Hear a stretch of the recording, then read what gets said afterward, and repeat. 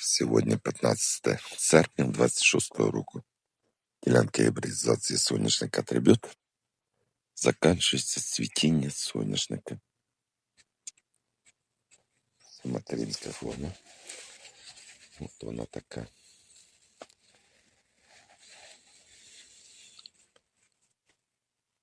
Той же соняшник стійкий до 7-ї раси вовчка.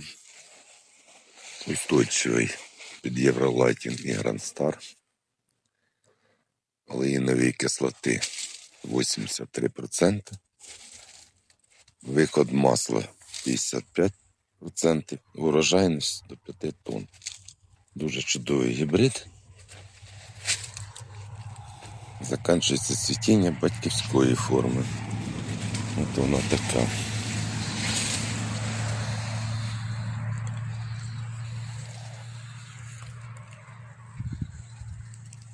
Общий від поля.